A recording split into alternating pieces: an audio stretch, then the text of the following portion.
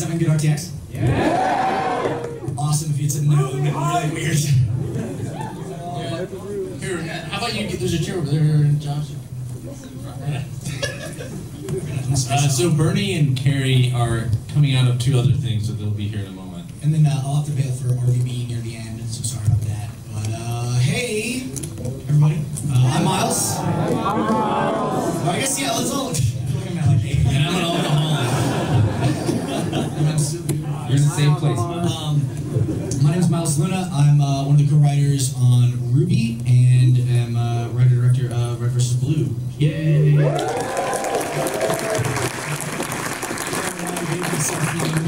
That was kind of douchey. It was good.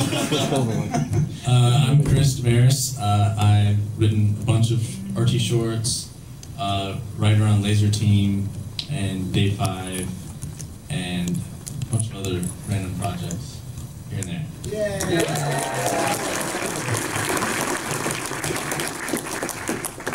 Hi, I'm Josh Flanagan. Hi, Josh. Thank you. Feel safe. I wrote on Lazer Team and Day 5 also, and also on iBlade, which we showed a little thing this morning.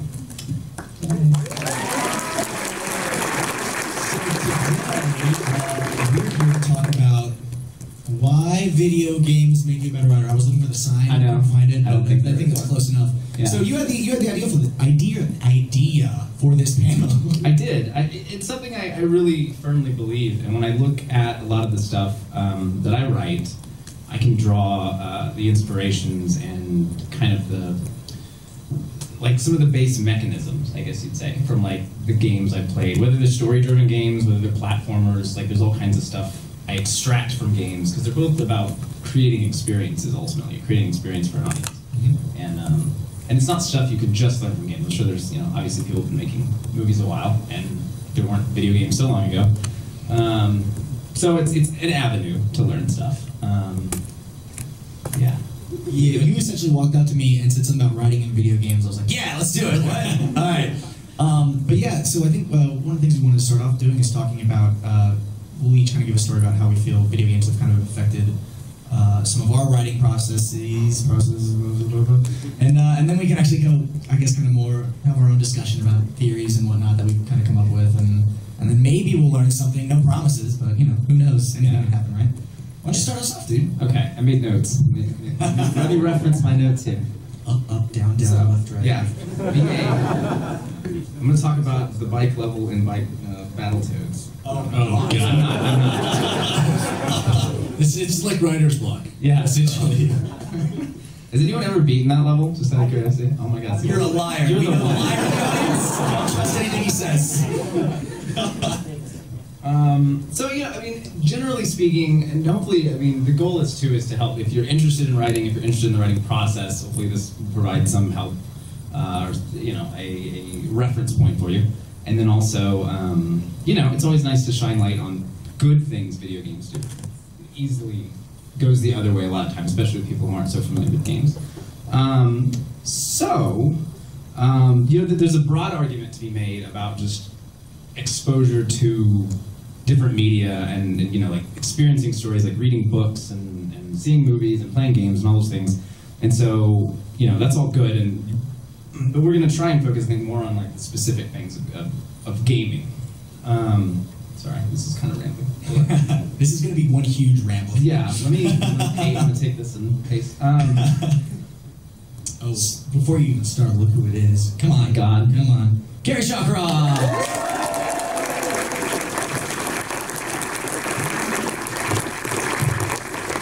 Kerry made me do it! What? Quick, what's your name and what do you do? I'm Kerry, I write on RWBY. Hi, Kerry! Josh is selling. It sounds like Alcoholics Anonymous. Yeah. I made that joke. We are one. Anyways, sorry, Josh. It's okay, I'm good. Fuck it. All right, before you go again, we got another guy. He's slowly making a dramatic appeal. Fuck you, get on the stage.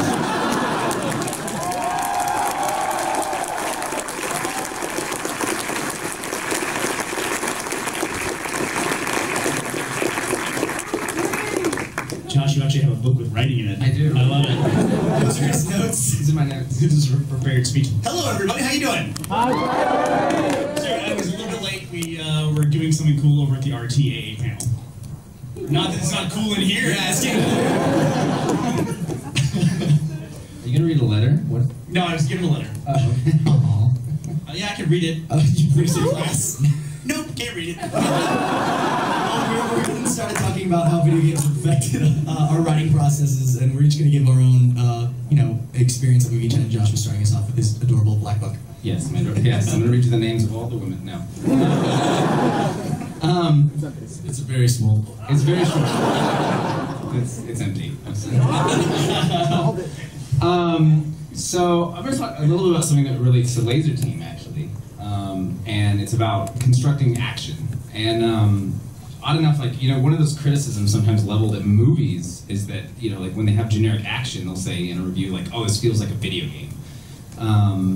And that's true more in a sense of a hack and slash or something. It feels like you're just watching God of War or something like that. But you can actually, if you look at different genres, I find that extremely useful for how to craft what you'd call an action device. The franchise I look to more than any other actually is Mario. It's a franchise that has the base core tenets in every game, right? It's a platformer, there's jumping, there's running, there's all these things. And then every game in that series, though, does something that turns that on its head.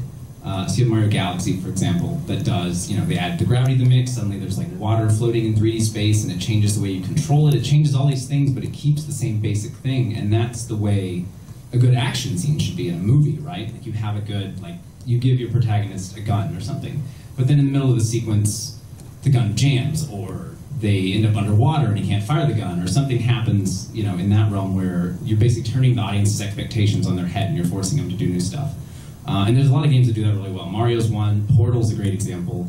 And so it's interesting to look at stuff like that and translate that to Lazer Team, by example, where there's a device in the movie. I don't know how much we can say if you're trying to keep it completely. What we would already. You probably shouldn't tell the plot of the entire movie. No, not the plot, but there's maybe a suit.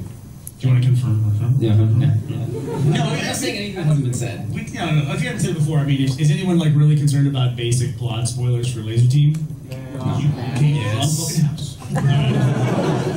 Yeah, so just the stuff we talked about, on the backer call. Yeah, so there's a suit in the movie, and so when you look at the action scenes for something like that, it's about you set the base parameters for what the suit can do, and then you turn those on their head as much as you can in the scenes. You have complications, you have things like that add up to make it interesting, and that's the thing a lot of movies don't do very well, which again is why they get that criticism of feeling more like a hack and slash game, because it's just did anyone see Transformers? I haven't actually seen it, but it's pretty good. I thought it was a robot dinosaur. Yeah. But you get kind of these mind-numbing sequences, and instead of being movie-wise for me, someone like Brad Bird is fantastic. If you saw the newer Mission Impossible or The Incredibles, which is a movie we watched a lot actually while writing Lazer Team. Just the way those play with audience expectations, and games I'll give you a good example from Mario Galaxy for me. There's an ice flower. So you get this ice flower, and I think you can throw ice balls and freeze enemies. So it has this really base functionality, but then suddenly you walk on water with it, and suddenly with the ice flower, the water becomes ice. Now you can walk on water. And then if you go to a waterfall and jump on it, you can suddenly wall jump off the waterfall. So you started with this one base core device, and then you find these really interesting ways that you can use it that you never expected. And that, I think, is the best thing you can hope for in an action scene, just to be constantly surprised. It can be a really fun exercise when you have, through a draft of a script, when you have, or a series that runs for a long time, like Red vs. Blue. Miles, you can relate to this too, is that when you introduce something, it can be a fun exercise to sit down and say, okay, I have this thing, Future Cubes would be a great example. The teleporter cubes, yeah. In Red vs. Blue, it's we're going to use it for this, then you stop, you say, how does this apply to everything else? Once I get the ice flower, I know how it affects the enemy right in front of me, but then let's go back to the whole world, our whole universe, and see how this would apply to everything else that we've already built. Yeah, you basically just imagine all the possibilities and throw them into that crazy situation. Hopefully Lazer Team will be like that. That's great. Nice. Yeah, it's my Mario story. Chris, you have a story? To me, when I was growing up, video games initially it was like the thing that I consumed was just video games, and that was like what I did. And then at some point, I started like making movies, and to me, my favorite thing about video games was I liked like RPGs and stuff, the story, and like, and I guess controlling that story, and then making movies. It's like, okay, well, this is like I can do it myself, and it's way easier than making a video game. So yeah, I mean that's just to me, and that's the cool thing about, especially working at Rooster Teeth, is this kind of a merger of video games and making movies.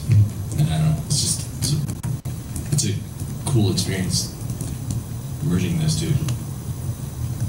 Kerry, do it, take it. Okay. Yeah, I mean for me, like I'm the same way. Like I grew up, I played a lot of RPGs, a lot of Final Fantasy, and I think that's probably shows. But it's like Monty and I talk about Final Fantasy a lot when we're going into RWBY. It's like video games, I feel like have this way of presenting this really broad, huge world that a lot of other mediums don't do very well or can't do very well. I mean, now that we've got like super awesome visual effects and stuff, it's a little easier. But it's just the best way to go and slay a dragon and all that kind of stuff. So yeah, I mean for me, it's it's this huge world. That's like, how do you show people and tell people what's going on simply? I think video games are really good job of it. Yeah, I've been playing video games forever. My parents can attest to that.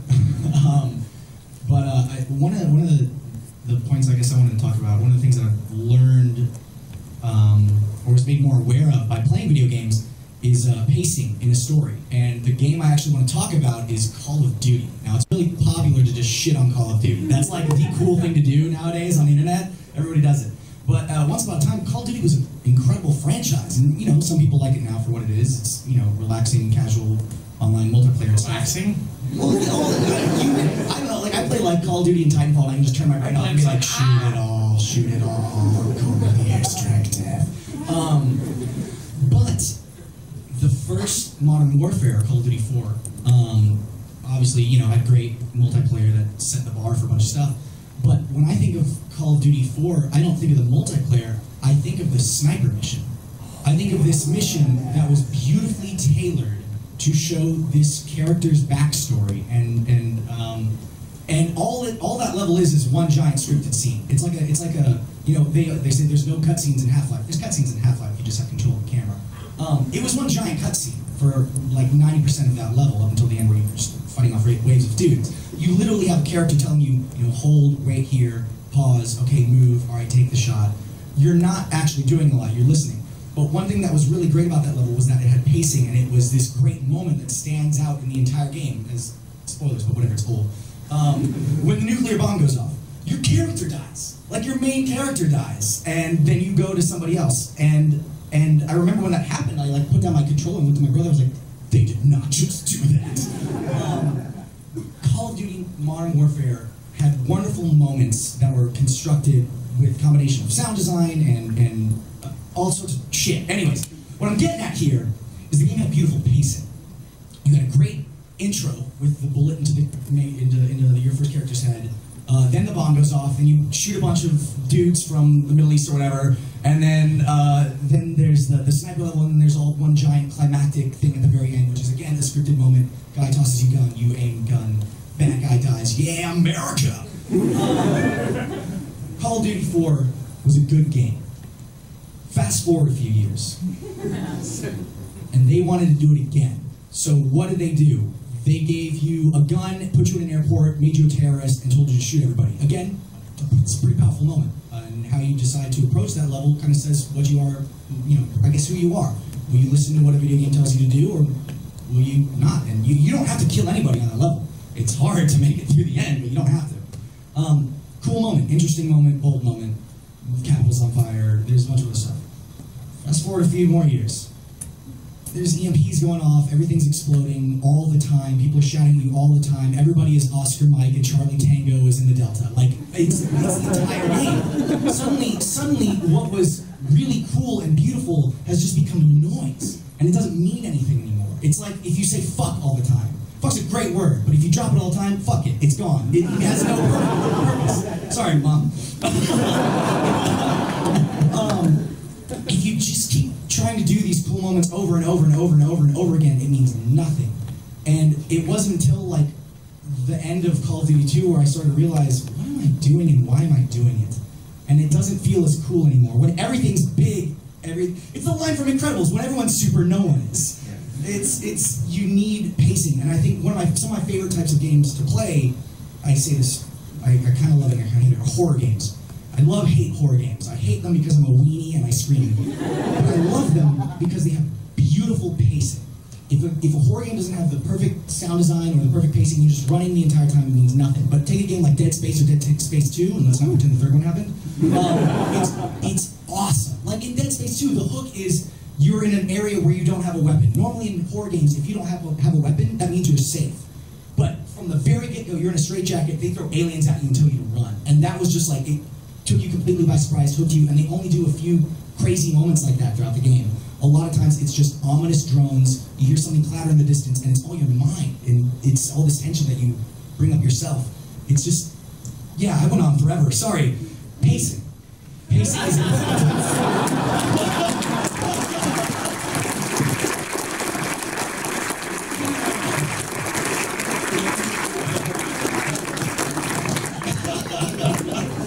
At this point, everything I say becomes noise.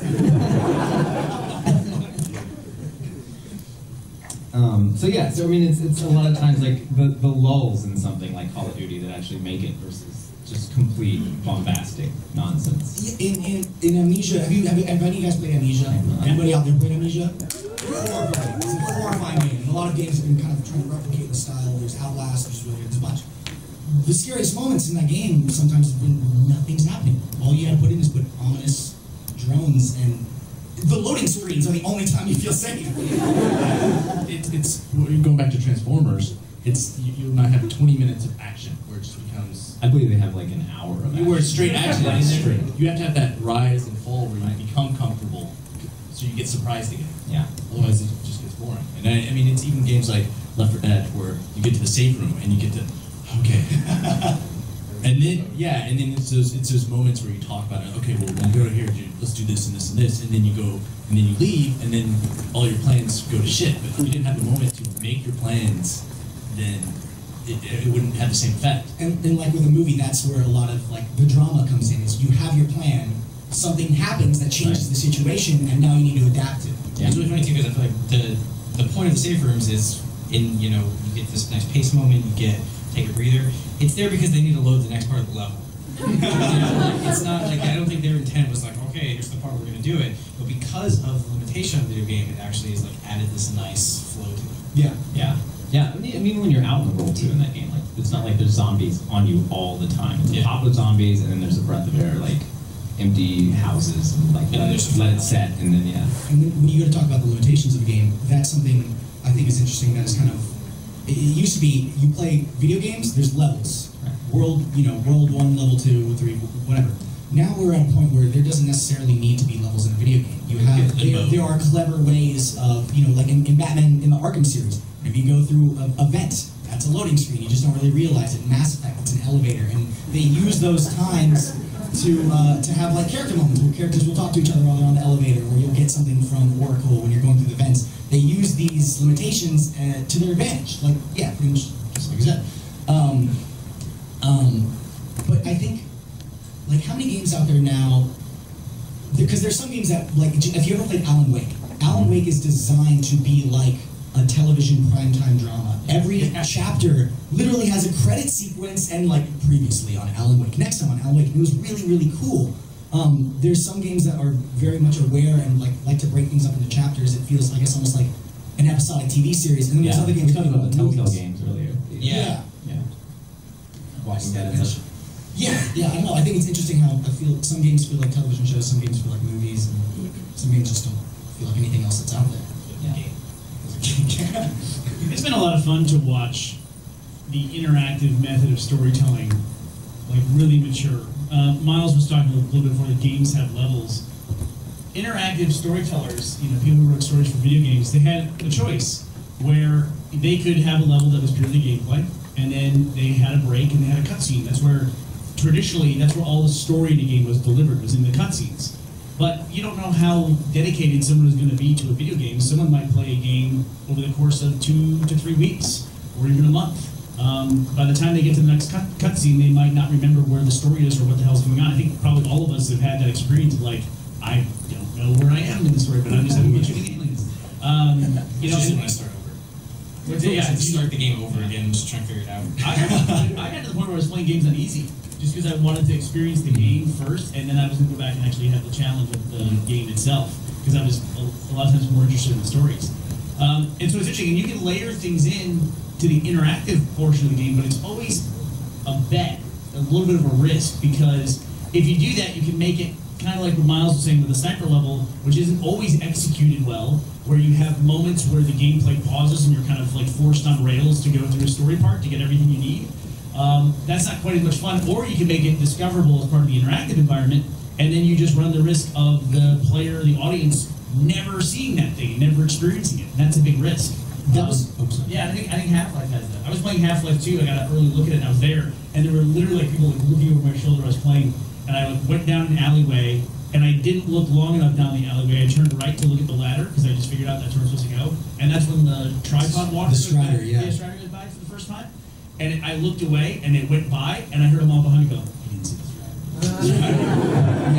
I was like, I can look, and they're like, "No, you already missed it." It's really high risk, high reward. It's like it feels so much more genuine and natural when you just see something out of the corner of your eye. And I think, and that's all Left 4 Dead is. Yeah. I think the way they tell story in Left 4 Dead is amazing. It seems like it has no story, and it's almost like when you write a movie or a linear piece, you can write the direct story, and people can engage with it on that level, or you can write in a metaphor, allegory, things that if people want to dive in deeper, they can find it. Like Left 4 Dead has a very rich story that has a lot of design ambiguity in it, which I think is a really powerful tool. But there's a lot of people that have discovered a lot about the Left 4 Dead universe that seems implied, but it's actually directly stated if you kind of go look around and look at certain things. I feel like there's a lot to learn from those kind of games too, because you can see what they pick is like, hey, this is important enough that I'm gonna shove it in the audience's face, versus the stuff they think like, oh, this is cool, but let me write it on the wall. Instead, I feel like it kind of helps you get your points together and think like, okay, well, this is something the audience needs to know. This is something that, if they find it's cool. Again, going back to Portal, they literally write some things on the wall. The cake is alive. The cake is alive. The cake is alive. You find the scribblings of Madman if you search and look for it. But you can absolutely just pass by that and never know it's there. Which is cool. I mean, in a movie, it's you have production design where you put things on. Everything in the movie is has a purpose. So you put stuff on the walls that it creates the world.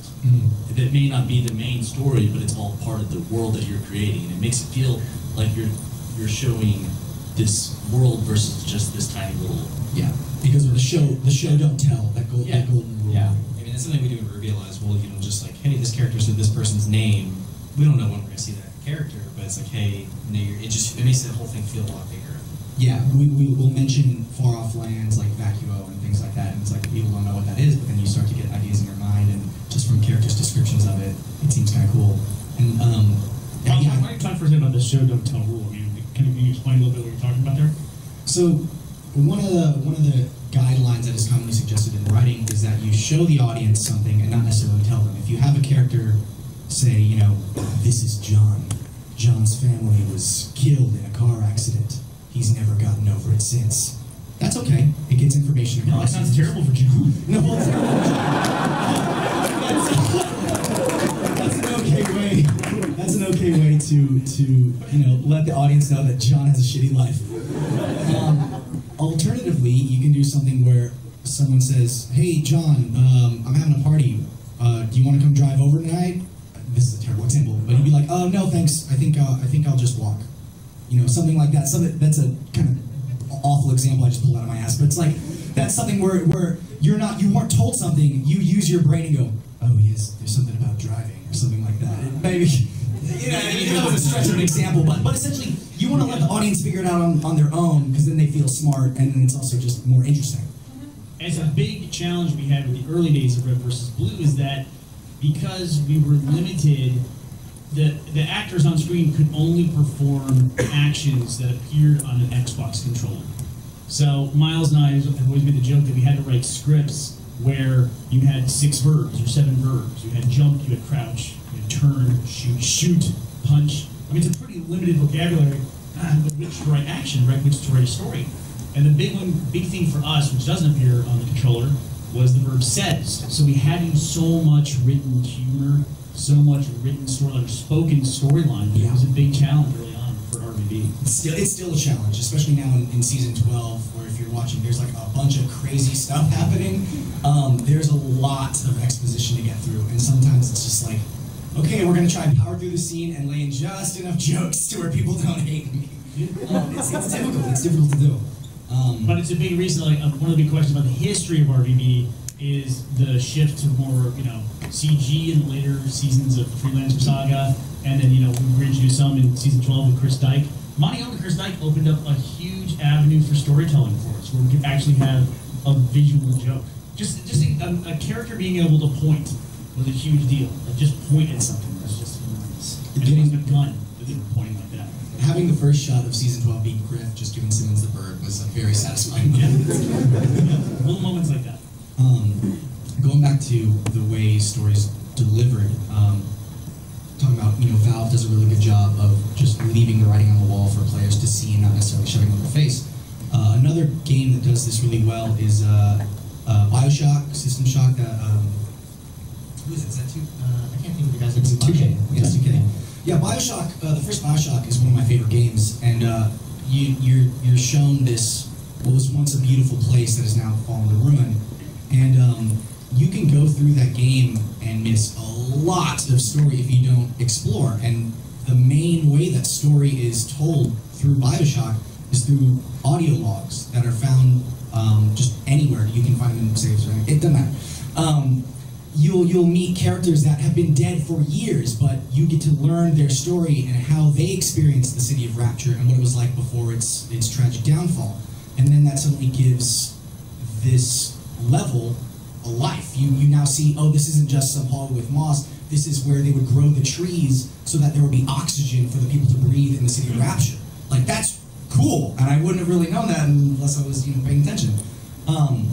And I stole that idea in Red vs. Blue Season 10. It's like, oh, we have this character that we didn't get a lot of closure on, Agent York, and this character that had a connection with him, Agent Carolina.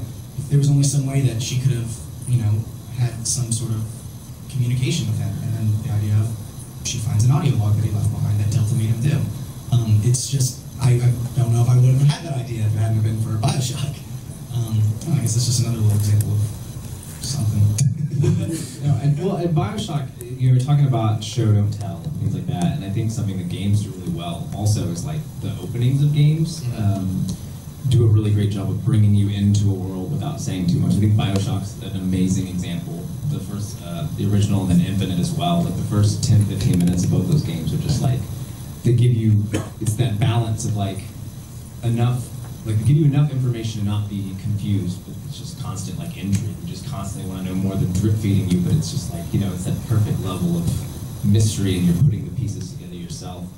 They show really well too, because they'll show you like, oh, here's this nice presentation that we had, but it's skipping now, and the elevator's kind of broken. And then and Miles and I talked a little bit about, because you're playing through Super Metroid, right? That to me is a fantastic game. Having an opening that just drops you in and you explore that story yourself. And that's the thing we dealt with on day 5, Chris and I, was how are we going to bring you into that world without just spitting the information and saying like everyone's dead, blah blah blah blah blah. Like, what's the organic way where you can see 2 characters who are in that world and get it, go through without, where it's like, because it is day 5 at that point, so it's not natural for them to necessarily be like, oh, well, make sure you don't go to sleep. Yeah, because they know. Yeah, they're not gonna say things. Yeah. I gotta step out here pretty soon to go to the RWBY panel, but before I go, I forgot what I was gonna say. you were talking about Metroid, and then about the opening of Metroid. Bioshock. Oh, it was gonna be pretty good. Let me tell you, you guys are missing out on whatever it was I was gonna fucking say. Jesus Christ. Come back to me in 30 seconds. Well, should we take some questions from the audience?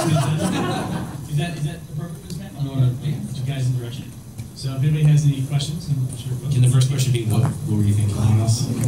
This is going to be insane. Probably, that's a lot of people in that line at this point. I doubt we'll get to all of those. what's up? Versus. Just remembered, I'm so sorry. Can you ask what it was?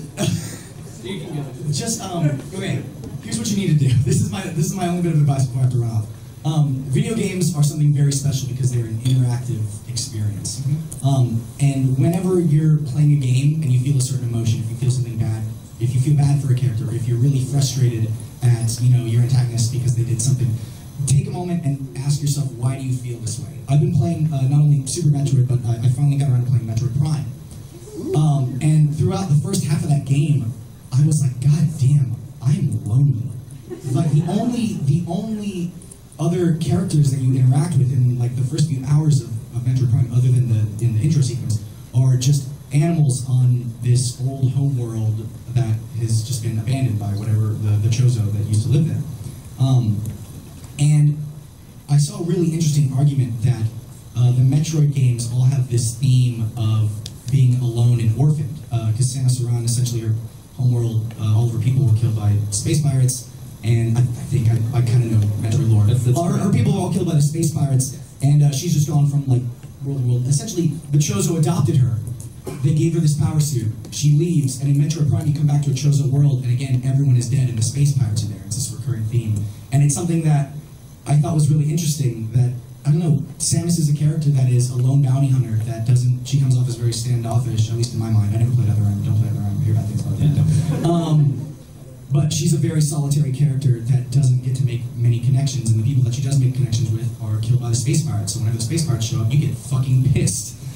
Because they screw you over and take everyone you love away, and I think that's, I don't know, just try and, whenever you're having a feeling like that, just try and say, what is the game developer doing right now to make me feel this way, and if you want to write a story, how could you do something similar? I don't know if that's helpful at all, but thank you, and guys, I'm sorry I got a jet early, but we'll go, and you guys are awesome.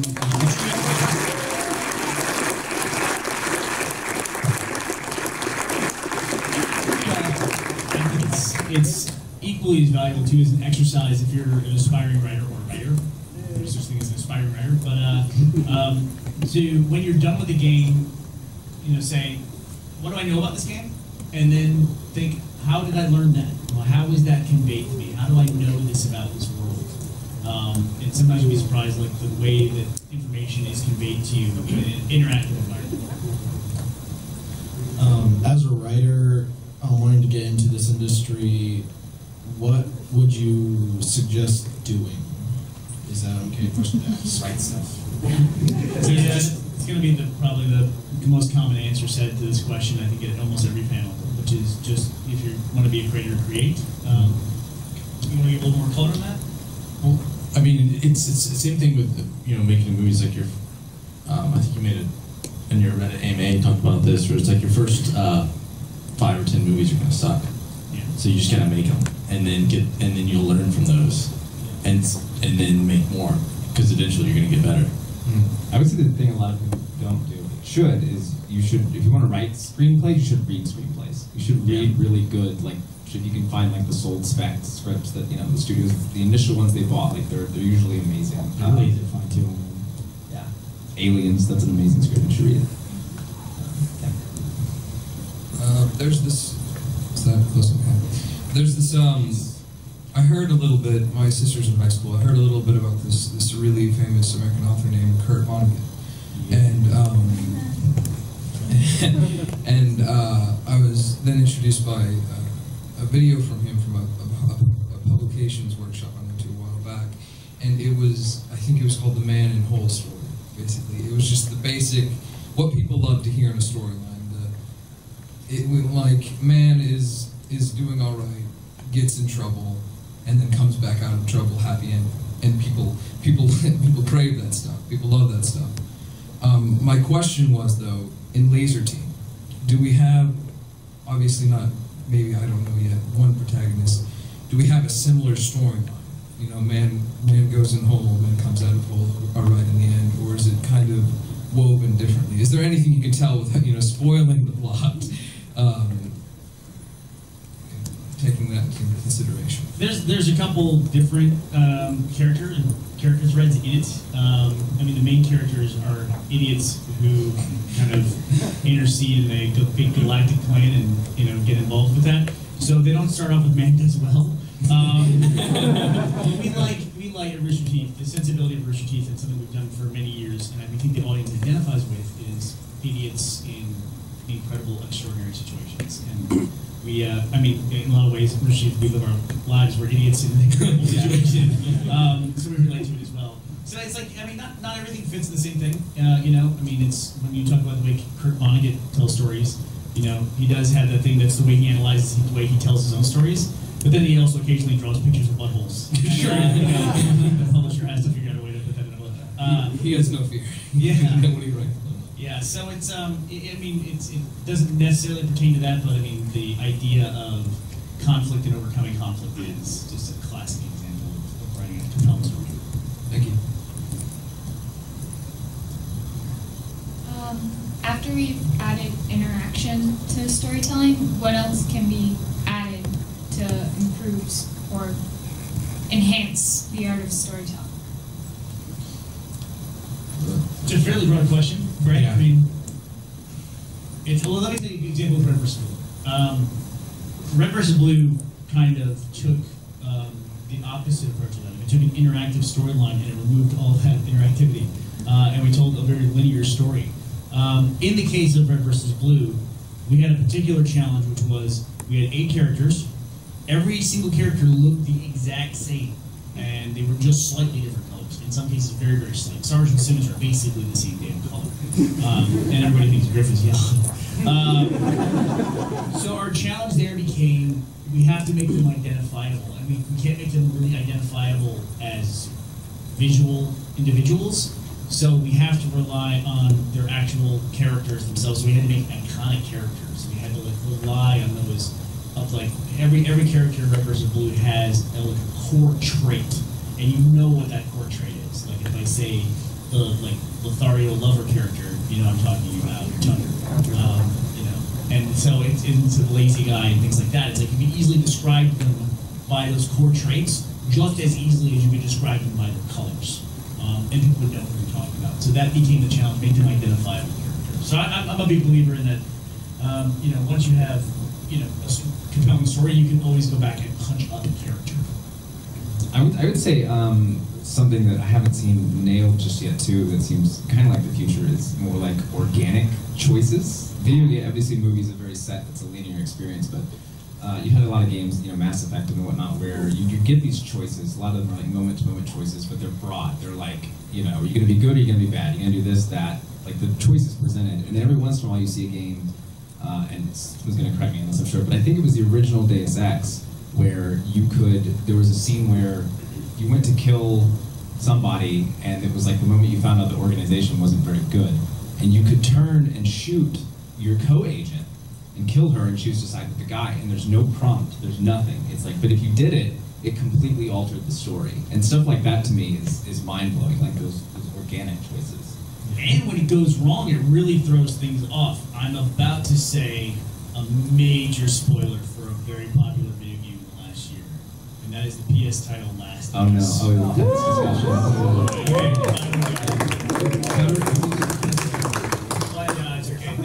okay. Basically what Josh said, great game, unbelievably awesome story. They do something very wrong, opposite of what Josh just said. Yes, there's a forced choice. Yeah, this is what I'm saying. So we want to spoil it for you guys. But the ending after that is incredible. That game has one of the best endings I've ever seen. Man, I'll tell you, Last of Us, I could tell you the story, and I would not ruin anything, because you've heard the story of Last of Us about 1,000 times. But it is an amazing example of storytelling where it's like, I know almost everything that's going to happen in this, and I know like the characters, and yeah, that character's doing that, and now this character's doing that, it's great. I'm still just locked in. Man, Naughty Dog did a great job with it. I felt that way until the very end. Like the last choice to me was shocking. Like that was a, there's like this golden thing in like screenwriting. They talk about like option C. Like option C is the thing. Like there's the thing people expect you to do. There's the opposite of that, which you whatever it is, like someone dies, whatever it is. And then there's option C, which is like they call it. It's it's like a unicorn. It's like the thing everyone wants, but they don't know they want it. Exactly right. And then there's that moment we have that in Last of Us, and I mean, it's unfortunately, you know, I guess spoilers are more important than, you know, clear examples, but you should absolutely play it. Shame on you all. Yeah, you should absolutely play Last of Us. It is going to be coming out for PS4 this summer, I believe, so you'll be able to play it if you have a PS4 and haven't played on PS3 yet. But it's really I was just saying, just real quick, in terms of like video games too, and like where they're going. One thing that's coming up that I think is really interesting is there's a new trend of basically procedurally generated missions, which is gonna be a big thing. Like Q World, which is like a game in development right now, you can get missions in that game for areas that have not even been generated yet, but they know that you're gonna go there, so they will say like, hey, go in this direction, talk to this person, and when you get there, they will create that person for you. Which I think is going to be really interesting to see how that evolves in the future, and if it actually ends up being good. It's like kind of like that No Man's Sky too. I think it's supposed to be something like that. Yeah. One thing too, when we're talking about choices, to me, and I've said this before, but a thing in writing that it's always great for your characters is give them hard choices where they don't know. Like if you give someone, it's like, oh well, it's obviously you go here. You do this, the character should do this. That's not as interesting. It's like, well, this is not a clear, easy answer. There's not a good way of solving this problem. But either way, something's gonna go bad. I mean, it's like even in like lesser of two evils. Yeah, it's like Batman. It's an example where it's like, oh, you go save this person or you go save this person. It's not an easy answer. Yeah, and just like the way we deliver content today, everything is blending together in a spectrum. You don't really know the difference anymore between your TV and your computer when you're delivering YouTube to your television set of a wall. It's really just the way you watch things. Likewise, when we talk about delivering a story or writing a story, interactive and linear are two buckets right now, but that is not, those lines are not as hard as you think they are. I missed out on going to a set, and I can't give you too much information about it. I met somebody at VidCon, they were shooting something. They said, you want to come out and see it? And I said, well, what are you doing? And they said, well, I'm working today because I'm working on this rig. It's a camera rig, and it's like 8 cameras all in a circle. I'm like, why do you have 8 cameras in a circle? Maybe like a bullet time matrix turnaround thing? And he goes, no. He goes, we're shooting this thing that's like a 360-degree view and 180 degrees overhead because it's a linear story, but it's meant to be watched when Oculus Rift comes out, and where you look while you're in the movie determines the story that you're watching. And I was like, God damn, that is fucking awesome. And I have no idea how you can write something like that. And like that kind of stuff, see, when you hear it, it's like you get it, right? And it's like that's where these things are going. So interactivity doesn't just apply to press a button on a controller for very much longer. In terms of like I guess character writing and like writing for the media in general, the most recent seasons of Red vs. Blue, Miles isn't here anymore, so I can't stroke his own ego. But one thing I've really admired about how he's written it is that he has this way of bringing out like depth and emotion without really making it forced, like without forcing it, like a lot of writers tend to do. When writing like characters in video games, like can you think of like any examples like that could really kind of capture that kind of emotional like character depth, I guess? Talk about Mario again. Mario, you understand his plight in 1 minute. Yeah. I mean, Metroid, other than Other M, really seriously don't play that. I mean, that's a fantastic game in terms of, I mean, she literally says nothing. It's not the same as like, I think that's a game about more like isolation versus like Zelda where I think you're trying to inhabit a silent character. Good writing game. I mean, Naughty Dog does such phenomenal scripts. I mean, Last of Us has phenomenal dialogue. Video games have a huge advantage too in that they're very immersive. While you're playing it, you're literally in the storyline. And the other thing is there's a lot of investment just based on the amount of time it takes to go through a video game story. I mean, you can sit down and watch an hour-and-a-half movie, but you might be with Commander Shepard for 40 hours per game. You might spend a month or two with Commander Shepard and those characters that you've made choices for. So, I mean, Mass Effect's a great example of something that I would use because, people at the end of that game are alive because you decided they should be. Or you lost your save and had to play.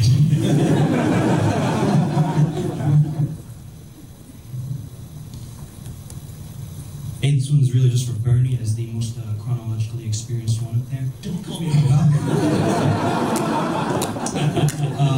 about when, because I mean, I grew up realizing that video games was the future of storytelling and really writing and that kind of thing. About when did you realize that between, I don't know, asteroids and then all of a sudden there's stories? And, I don't know, in the recent Game Kids series you spoke about, right? Who knows? It was right after the dinosaur wars.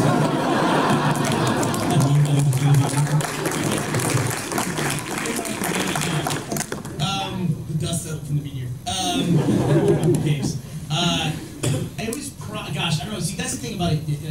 I consider, I mean, it's changing a lot, but video games are a young person's medium, meaning not so that the toys and kids play with them, but that it is the first way that younger people discover narratives now. It really is a big part of it, and they've always been a pretty young medium.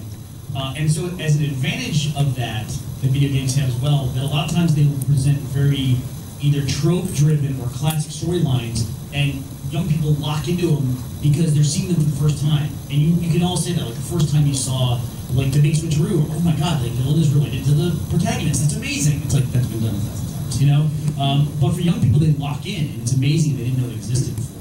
An example is Matt one time made a joke on our front page saying, "I just got back from Orlando. I just flew back from Orlando, and boy are my arms tired." And some kid in the thing wrote, "Nice way to steal a joke from South Park." It's like, that's not South Park. That is literally the oldest joke. That's why they invented the word joke to describe that statement. And so it's one of those things where, you know, they have an advantage here. So, like, if I gave you my experience of, like, the first things that I ran into that were amazing, like, story moments and what locked me in, I mean, I give a great example of alternative storytelling, which was non-linear storytelling. It was Pulp Fiction. Blew my mind when I saw it. But then I was told to go see Citizen Kane and go watch Citizen Kane as an example of a non-linear narrative. And I went and watched it and I said, you know, okay, this is great, but it's not really as cool and refined as Pulp Fiction, because Pulp Fiction has years to build on that and refine that process. And then I got to experience it for the first time as someone who is really understanding the power of a non-linear narrative, and it has much more power that way. So it's a really conditional matter of experience, you know.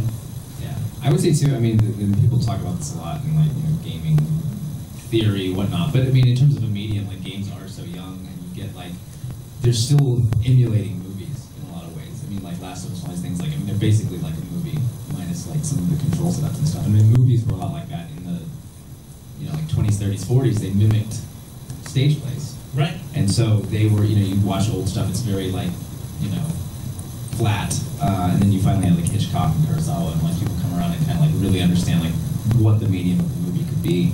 And I think, I'm not sure we're quite there with games yet, because they're still at, you know, the Metal Gear Solid kind of mimicry of movies. So anyway, I'm excited. Like 10, 20 years from now, I think it's going to be nuts.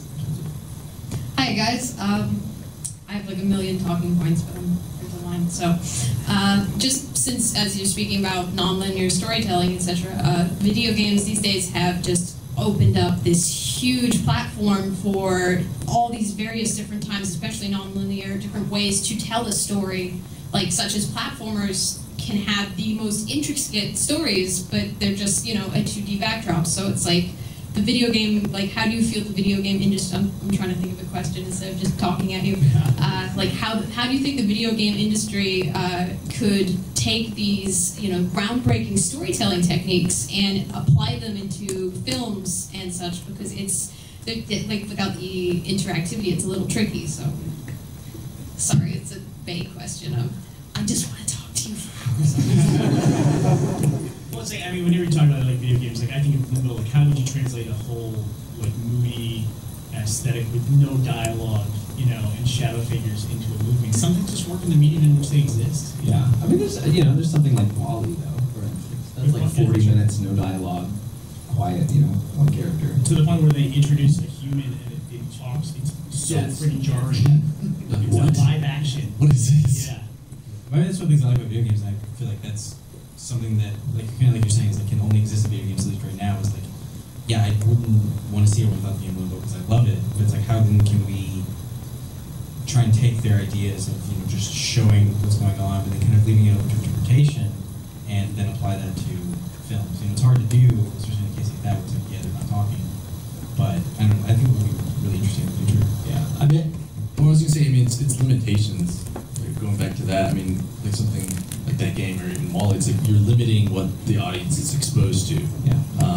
Where there is no dialogue, and that creates it forces you to be creative in other ways. You can do that in writing if you put limitations on, I mean, even indie filmmaking, like the same way Burnie's talking about Red vs. Blue, he had all these limitations, and it forced this other type of creativity that created something really cool. Right. We have a skull, we have a jeep, Yeah. we make those things funny. Yeah. That's all we have. We don't have anything else. We can't write anything else because it doesn't exist. Yeah, and so putting those limitations on your writing, it sometimes spawns really creative things where it's like, okay, and even with your characters, you give a character one thing, and this goes back to what Miles was saying, the straitjacket. You limit your characters, like you expose them to this, you give them these, you give him a gun, but then you take away the gun, and now he's limited in a different way, and it makes it interesting for the audience. Yeah.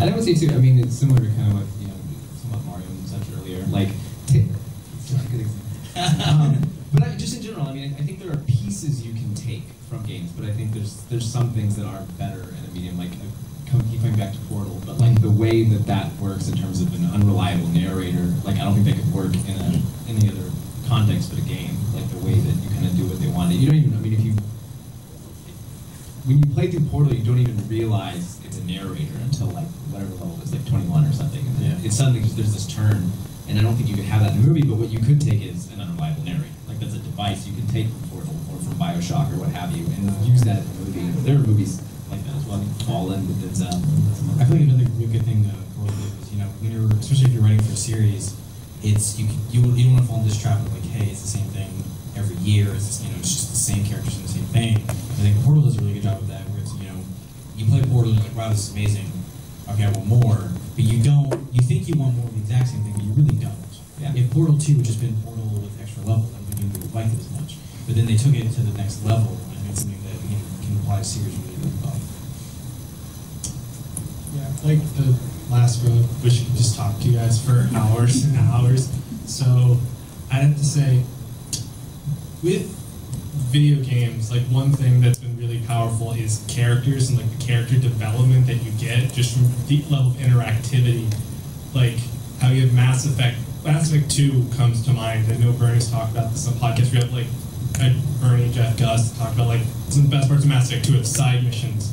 We have these little stories with individual characters. I also think about games like the Persona series, which has these things with these little individual characters. We have this development over time that gets to tell these interesting stories. I was just curious as to what's some of your guys' favorite stories that's not necessarily like the main plot, but like little character stories that exist and in addition to the story and kind of give more backstory and add more details to the characters that change how you feel when you go back to the main plot, like when you help Jack blow up the prison in Mass Effect 2. It's not doesn't change the plot, but changes how you react to it. While you guys think of an answer to that, I will say that as a linear storyteller, you get very envious of side missions, like infinite side missions, where it's like, oh, you can do this, and like in a video game, you can just literally like write a self-encapsulated story that's an offshoot of your universe of like, how is this person reacting, to this conflict, and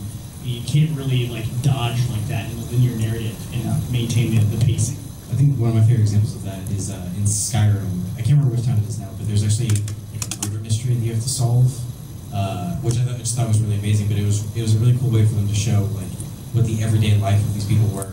Because they had the crime scene, they had people standing around talking about it, gossiping. You had to go like break into somebody's house and do all these try and frame them. You remember that? Yeah. And a lot of times you just stand and you watch people just stand around. Yeah, you're supposed to like, okay, this person, I need to make sure they're not home, so I can go into their house, all this stuff. But it was just a cool way to kind of like see more of the city and just kind of put the whole game in perspective. See what the civilian life is like. Yeah. To me, we talked about this, but you're talking about a little side branch character that's not the main character, but it's really interesting. And to me, we talked about Portal, the guy who wrote on the wall, the guy who already went through all this. Like, what is that story like? I mean, that's this is this character that you never see him, you never know anything about him. It's a fully developed character. Yeah. Just by having the just the stuff on the wall and like seeing who already went through this world and how did they experience and what was it like for them. And how is their experience different from your experience? The one that you're playing when you play through the game. I'm giving a very basic answer to this. RPGs, I guess Mass Effect's a good example, do a great job of that, but I loved technically Final Fantasy VI. It was Final Fantasy III when I played it on Super Nintendo, and that game, just exploring the side characters. You don't even have to get it. Like you can go the whole game without even getting it, but you can go and explore, and it adds that extra texture. Like you know why someone's tortured, why someone's whatever, like etc. It creates a world, and then you can literally just go find your past cast members and recruit them, or you can just not ever see them. Oh yeah, that's right. Yeah. And there's some things where you can get a character and you might die or you might not. It depends on what you do. But yeah, if you Final Fantasy VI, it's awesome. Why do you think it's so hard for people to adapt video games to movies? I think it works both ways, right? I mean, a lot of movies, they don't adapt well to video games. Some of the worst video games made are made based on movies. It's a different sensibility, and it's like, I think that people who are really good at one art form, it might just be a symptom of time, that people who are really good at one art form have had years, decades in that craft, and they didn't come up with both, they came up with one or the other. And so it's tough. I think there's been a lot better storytelling in video games than there has been interactivity in movies. So I just think it's a matter of time. And comic books went through a freaking horrible period in the 80s and 90s, just horrible adaptations. I just think we have that. I'm looking forward to the World of Warcraft movie. That could be a very important milestone in the history of video game-based movies, I think. Yeah. I think what you're saying is like, just to go to the Mario movie, I don't think the people who were making that movie had played Mario or understood. They were like, well, okay, so this is franchise, all right, well, that's stupid. Let's just make this other movie and put the name Mario on it. Yeah. And that just doesn't translate. I have to apologize. I had to run to the Red vs. Blue panel, but thanks a lot. But these are the wrap up for you. Yeah, I'll wrap it up.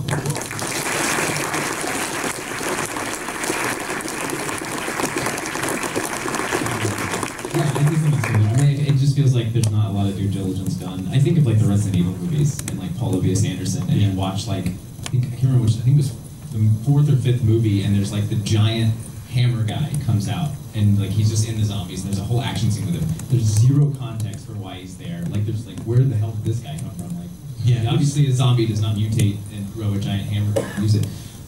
So to some extent, it's like it's an action movie, it's like whatever, but then that's what you're missing in the video games. In the video game, they would have explored it because it just feels like they put stuff in that they think is going to appease to fans without actually looking into why it's in the game in the first place, etc. So to me, that just I don't know. It seems like it could be done well. But it's usually not.